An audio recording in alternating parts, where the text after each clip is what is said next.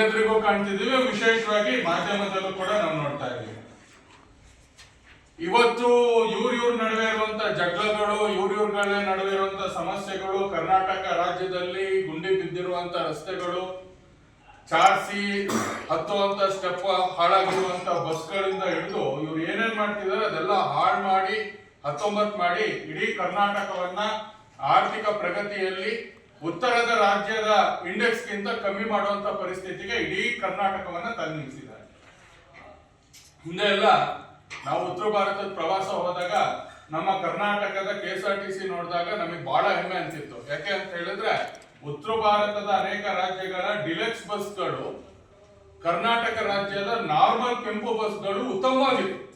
ಆ ಕ್ಲೀನ್ಲಿನೆಸ್ ಇರ್ಬೋದು, ಟೈಡಿನೆಸ್ ಇರ್ಬೋದು, ಅದ್ರ ಕ್ವಾಲಿಟಿ ಇರ್ಬೋದು, ಎಲ್ಲರೂ. ಆದ್ರೆ ಈ ಸರ್ಕಾರ ಇಡೀ ಕರ್ನಾಟಕವನ್ನ ಅಭಿವೃದ್ಧಿಯಲ್ಲೂ ಶೂನ್ಯ ಮಾಡಿದೆ, ಇರುವಂತ ಪರಿಸ್ಥಿತಿಗಳಿಗಿಂತ ಶೂನ್ಯ ಮಾಡಿದೆ, ಆರ್ಥಿಕವಾಗಿ ಅತಿ ಹೆಚ್ಚು ಸಾಲ ಮಾಡ್ತಾ ಇದೆ. ಇದೆಲ್ಲದ್ರ ಜೊತೆಗೆ ಇಡೀ ಕರ್ನಾಟಕದ 84% ಹೆಚ್ಚಾಗಿರುವಂತಹ 84% ಜನ ಪೂಜ್ಯನೀಯವಾಗಿ ಪೂಜಿಸುವಂತಹ ಗೋಮಾತೆಗೆ ನಿರಂತರವಾಗಿ ದ್ರೋಹ ಮಾಡ್ತಿದೆ.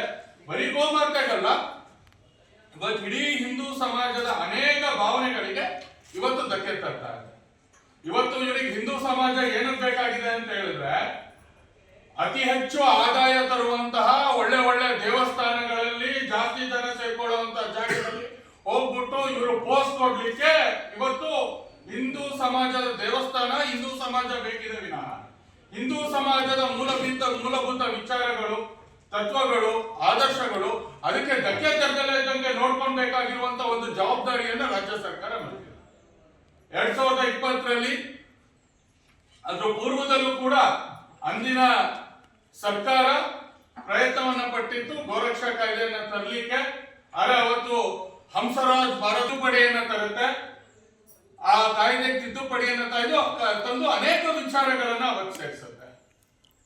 ಆ 2020 ನಂತರ ಪೊಲೀಸ್ ಇಲಾಖೆಗೆ ಎಷ್ಟು ಶಕ್ತಿ ಬರುತ್ತೆ ಅಂತ ಹೇಳಿದ್ರೆ, ಯಾವ ಮಲೆನಾಡು ಭಾಗದಲ್ಲಿ ಇವತ್ತು ಕರ್ನಾಟಕದ ರೈತರ ಬೆನ್ನೆಲುಬು ಯಾವುದು ಅಂತ ಹೇಳಿದ್ರೆ ಇವತ್ತು ಹೈನುಗಾರಿಕೆ. ಇವತ್ತು ಹಾಸನದಿಂದ ಹಿಡಿದು ಇವತ್ತು ಮಂಡ್ಯದಿಂದ ಹಿಡಿದು ಬೆಳಗಾವಿ ತನಕ ಇವತ್ತು ಏನಾದ್ರು ರೈತರ ಮನೆಗಳಲ್ಲಿ ಜೀವನಾಡಿಯಾಗಿದೆ ಅಂತ ಹೇಳಿದ್ರೆ 2,000 ರೂಪಾಯಿ ದುಡ್ಡಲ್ಲ. ಇವತ್ತು ಹಾಲನ್ನ ಕರೆದು ಅದನ್ನ ಡೈರಿಗೆ ಹಾಕಿ ಆ ಮೂಲಕವಾಗಿ ಗ್ರಾಮೀಣ ಪ್ರದೇಶದ ಹೆಣ್ಮಕ್ಳುಗಳ ಜೀವನವನ್ನ ಸುಧಾರಿಸಿದೆ ಈ ಹಸುಗಳು. ಇವತ್ತು